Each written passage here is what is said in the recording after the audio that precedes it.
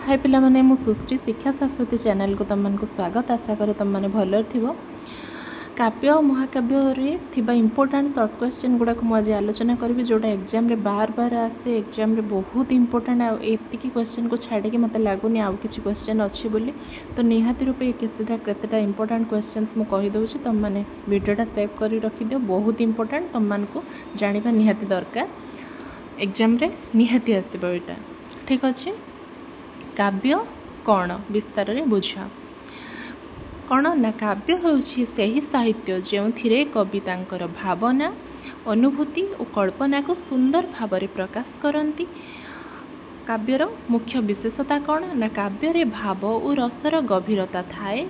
अलंकार और छंद द्वारा यह सुंदर हुए।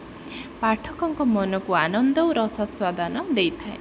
उपसंहार कौन ना सेहीपरि काव्य मनुष्यर भावनार सुंदर अभिव्यक्ति अटे। पिला माने यार पूरा डिटेल्स लॉन्ग क्वेश्चन काव्य महाकाव्य मु अपलोड कर सारी आगुरी तेणु मुझे बुझौनी बेसी मो बस क्वेश्चन आलोचना कर दूसरी बुझापी तुमको लॉन्ग क्वेश्चन देखा हम डिस्क्रिप्शन में लिंक देछि है। काव्यर लक्षण वर्णना कर। काव्य को सुंदर और आकर्षणीय करिथिबा किछि गुण को काव्यर लक्षण कहा जाए। लक्षण कौन ना भाव और रसर समन्वय। भाव और रसर समन्वय कौन ना भाव और रसर समन्वय फर्स्ट तापर हूँ अलंकार व्यवहार छंद और लयर उपस्थिति है काव्यर लक्षण।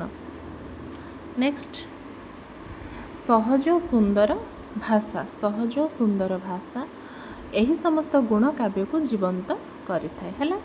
नेक्स्ट काव्यर प्रकार बुझा। काव्य केते प्रकार बुझा मु सब लॉन्ग क्वेश्चन आलोचना करुच्ची बस शॉर्ट क्वेश्चन ले कही दउची।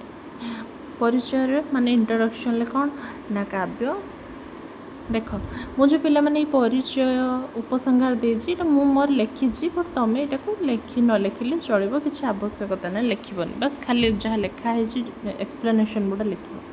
काव्य को तार रूप और शैली अनुजाई विभक्त करा जाए। पद्य काव्य और गद्य काव्य। पद्य काव्य कौन ना छंद लय लेखा जाए। छंद और लय लेखा जाए पद्य काव्य। गद्य काव्य कौन पिला माने ना सरल भाषा रे थाए किंतु भावपूर्ण होता है। दुहंकर उद्देश्य होची भाव को प्रकाश करबा। पद्य हो गद्य हो उभय जाक भाव प्रकाश करती।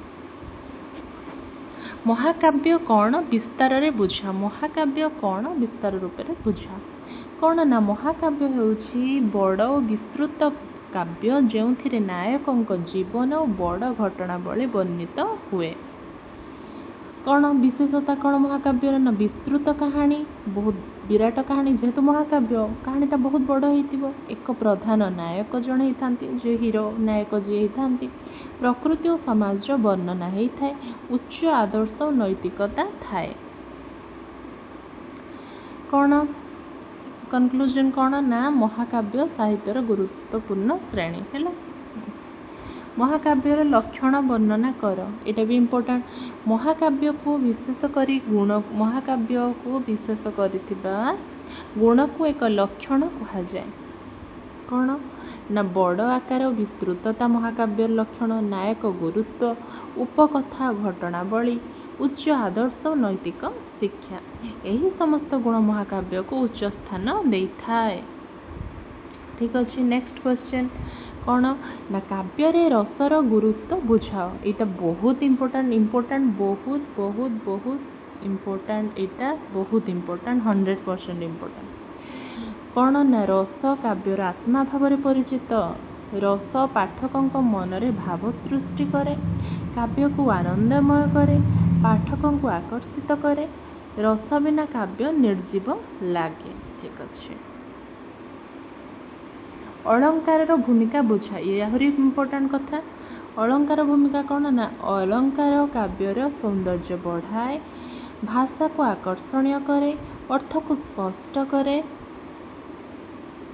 स्पर्श करे। काव्य को शैलीमय करे। अलंकार काव्यर शोभा बढ़ाए। बुझीगला बहुत इंपोर्टेंट पिला माने स्क्रीनशॉट मारिक रखिदेव ना वीडियो सेव करदेव। छंदर गुरुत्व बुझाओ। कौन ना छंद ହେଉଛି କାବ୍ୟର ଲୟମୟ ଗଠନ। ଛନ୍ଦ ହେଉଛି କାବ୍ୟର ଲୟମୟ ଗଠନ। କାବ୍ୟକୁ ମଧୁର କରେ, ଶୁଣିବାର ଆନନ୍ଦ ଦେଇଥାଏ, ଲୟ ଓ ତାଳ ରକ୍ଷା କରେ। ଛନ୍ଦ କାବ୍ୟରେ ମାଧୁର୍ଯ୍ୟ ବଢ଼ାଏ। ଏଗୁଡ଼ା ବହୁତ ସାରା ପଡ଼େ ଏମିତି କ୍ୱେଶ୍ଚେନ୍ରେ, ବୁଝିଗଲା। କାବ୍ୟର ଉଦ୍ଦେଶ୍ୟ ବୁଝାଅ। କାବ୍ୟର ଉଦ୍ଦେଶ୍ୟ କ'ଣ? କାହିଁକି କାବ୍ୟ ଲେଖାଯାଏ? କାହିଁକି ନା କାବ୍ୟ ଲେଖାର ମୂଳ ଉଦ୍ଦେଶ୍ୟ ହେଉଛି ମନକୁ ଆନନ୍ଦ ଦେବା। ନେକ୍ସଟ କ'ଣ ଉଦ୍ଦେଶ୍ୟ? ନା ଉଦ୍ଦେଶ୍ୟ ତାର ଆଉ କ'ଣ ନା ଆନନ୍ଦ ଓ ରସ ଦେବା, ଶିକ୍ଷା ଦେବା, ସମାଜକୁ ଶିକ୍ଷା ଦେବା, ସମାଜକୁ ସଚେତନ କରିବା। କାବ୍ୟ ଆନନ୍ଦ ସହ ଶିକ୍ଷା ମଧ୍ୟ ଦେଇଥାଏ। କାବ୍ୟ ଓ ମହାକାବ୍ୟର ତଫାତ୍ ବୁଝାଅ। କାବ୍ୟ ଭର୍ସେସ୍ ମହାକାବ୍ୟ। ମୁଁ ବି ଏଥିରେ ଲଙ୍ଗ କ୍ୱେଶ୍ଚନ୍ ବନେଇଛି, କାବ୍ୟ ଭର୍ସେସ୍ ମହାକାବ୍ୟ, ମାନେ କାବ୍ୟ ଆଉ ମହାକାବ୍ୟ ଭିତରେ ତୁଳନା। ମୁଁ ଲଙ୍ଗ କ୍ୱେଶ୍ଚନ୍ ପକେଇଛି, ଦେଖିଦେବ, ବହୁତ ଭଲସେ ଡିଟେଲ୍ସ ବୁଝେଇଛି। ତ କାବ୍ୟ ମହାକାବ୍ୟର ତଫାତ୍ ବୁଝାଅ।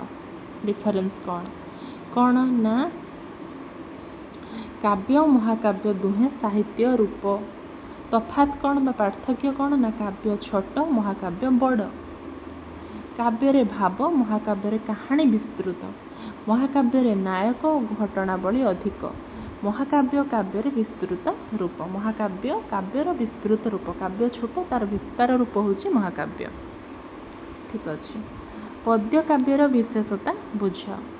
କ'ଣ ନା ପଦ୍ୟ କାବ୍ୟର ବିଶେଷତା କ'ଣ? ନା ପଦ୍ୟ କାବ୍ୟ ହେଉଛି ଛନ୍ଦ ଓ ଲୟର ଲେଖାଯାଇଥିବା କାବ୍ୟ।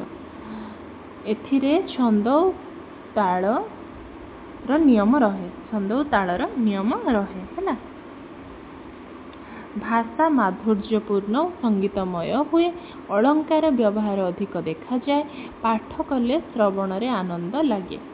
ଏହି ସମସ୍ତ ଗୁଣ ପଦ୍ୟ କାବ୍ୟକୁ ଆକର୍ଷଣୀୟ କରେ। ପଦ୍ୟ କାବ୍ୟ, ଗଦ୍ୟ କାବ୍ୟ, ସର୍ଟ କ୍ୱେଶ୍ଚନ୍ ସବୁବେଳେ ପଡ଼େ।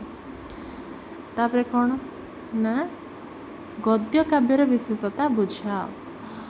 କ'ଣ ନା ଗଦ୍ୟ କାବ୍ୟର ବିଶେଷତା କ'ଣ? ନା ଗଦ୍ୟ କାବ୍ୟ ହେଉଛି ଛନ୍ଦବିହୀନ କାବ୍ୟ ଯେଉଁଥିରେ ସରଳ ଭାଷା ବ୍ୟବହୃତ ହୁଏ। ଏଇଟା ଇମ୍ପୋର୍ଟାଣ୍ଟ ପଏଣ୍ଟ। ଛନ୍ଦବିହୀନ। ଏଥିରେ ସାଧାରଣ ଭାଷା ବ୍ୟବହୃତ ହୁଏ। ଭାବ ଓ ଅନୁଭୂତି ସ୍ପଷ୍ଟ ଭାବରେ ପ୍ରକାଶ ପାଏ। ପାଠକଙ୍କ ପାଇଁ ବୁଝିବା ସହଜ ହୁଏ। ଅଳଙ୍କାର ଥାଏ କିନ୍ତୁ କମ୍ ଥାଏ। ହେଲା। ତ ଗଦ୍ୟ କାବ୍ୟ ସରଳ ହୋଇଥିଲେ ମଧ୍ୟ ଭାବପୂର୍ଣ୍ଣ। ହେଲା। ତ ତାପରେ କ'ଣ ମହାକାବ୍ୟର ନାୟକର ଭୂମିକା କ'ଣ? ଏଇଟା ବହୁତ ଇମ୍ପୋର୍ଟାଣ୍ଟ ପିଲାମାନେ। ମୁଁ କହିଲି ନା, ମୁଁ ଯେତିକି କ୍ୱେଶ୍ଚନ୍ ଆଣିଛି ସବୁ ଇମ୍ପୋର୍ଟାଣ୍ଟ। ପରୀକ୍ଷାର ବାଛି ସେଇଠୁ କ୍ୱେଶ୍ଚନ୍ ଆସେ। ମହାକାବ୍ୟ କ'ଣ ନା ମହାକାବ୍ୟରେ ନାୟକ ପ୍ରଧାନ ପାତ୍ର ଅଟନ୍ତି। ନାୟକ ଦ୍ୱାରା କାହାଣୀ ଆଗକୁ ବଢ଼େ। ଆଉ କ'ଣ ନା ନାୟକ ଗୁଣର ସାହସ ଆଦର୍ଶ ଦେଖାଯାଏ। ସମାଜ ପାଇଁ ଏକ ଆଦର୍ଶ ରୂପେ ପ୍ରସ୍ତୁତ। ତାଙ୍କ ଜୀବନର ଘଟଣାବଳୀ ମହାକାବ୍ୟର ମୂଳ ଅଂଶ। ନାୟକ ମହାକାବ୍ୟର କେନ୍ଦ୍ର ବିନ୍ଦୁ। ଠିକ୍ ଅଛି। କାବ୍ୟରେ ଭାଷାର ଗୁରୁତ୍ୱ ବୁଝାଅ। ଏଇଟା ଆହୁରି ଇମ୍ପୋର୍ଟାଣ୍ଟ। ଯେତିକି ଆଣିଛି ସବୁ ଇମ୍ପୋର୍ଟାଣ୍ଟ, ସବୁ ନିହାତି ରୂପେ ଏକ୍ଜାମ୍ରେ ଆସିବ। କ'ଣ ନା ରହିଲା ନା ଭାଷା କାବ୍ୟର ମୂଳ ଆଧାର। ସୁନ୍ଦର ଭାଷା କାବ୍ୟକୁ ଆକର୍ଷଣୀୟ କରେ। ସହଜ ଭାଷା ଥିଲେ ପାଠକ ସହଜରେ ବୁଝନ୍ତି। ଭାବକୁ ସଠିକ୍ ଭାବରେ ପ୍ରକାଶ କରେ। ଅଳଙ୍କାର ଓ ଶୈଳୀ ଦ୍ୱାରା ସୌନ୍ଦର୍ଯ୍ୟ ବଢ଼େ। ଭାଷା ବିନା କାବ୍ୟର ମୂଲ୍ୟ ନାହିଁ। ଠିକ୍ ଅଛି। Last question. ମହାକାବ୍ୟର ଉଦାହରଣ ଦେଇ ବୁଝାଅ। ଏଇଟା ଆହୁରି ଇମ୍ପୋର୍ଟାଣ୍ଟ। କ'ଣ ନା ମହାକାବ୍ୟର ଉଦାହରଣ ଦ୍ୱାରା ଏହା ଏକ ଗୁଣ ବୁଝିବା ସହଜ। କ'ଣ ନା ରାମାୟଣ ଓ ମହାଭାରତ ପ୍ରସିଦ୍ଧ ମହାକାବ୍ୟ। ଏହାର ବଡ଼ କାହାଣୀ ଓ ନାୟକଙ୍କର ଜୀବନ ରହିଛି। ଜୀବନୀ ରହିଛି। ଧର୍ମ, ନୀତି ଓ ଆଦର୍ଶର ଶିକ୍ଷା ଦିଏ। ସମାଜ ପାଇଁ ମୂଲ୍ୟବାନ ସନ୍ଦେଶ ରହିଛି। ଏହି ମହାକାବ୍ୟ ଗୁଡ଼ିକ ସାହିତ୍ୟର ଗୌରବ। ପିଲାମାନେ ଆଶା କରେ ଭିଡ଼ିଓ ନିହାତି ଭଲ ଲାଗିଥିବ। ବାକି ରହିଲା କିଛି ବି ଇମ୍ପୋର୍ଟାଣ୍ଟ କଥା ରହିଛି କିମ୍ବା ଷ୍ଟଡି ବିଷୟରେ କିଛି ଡିସ୍କସନ୍, କିଛି ଡାଉଟ୍, କନଫ୍ୟୁଜନ୍ ମୋତେ କମେଣ୍ଟ ସେକ୍ସନ୍ରେ କମେଣ୍ଟ କରିପାରିବ। ଟେଲିଗ୍ରାମ ଚ୍ୟାନେଲରେ ବି ଜଏନ୍ ହେଇକି କଥା ହେଇପାରିବ। ରିପ୍ଲାଏ ତ ମୁଁ ସମସ୍ତଙ୍କର ଦେଉଛି। କମେଣ୍ଟ ନିହାତି ମୋତେ ଜଣେଇବ ତୁମମାନଙ୍କର ଡାଉଟ୍ସ କ'ଣ ରହିଲା। ରହୁଛି। ଜୟ ଜଗନ୍ନାଥ।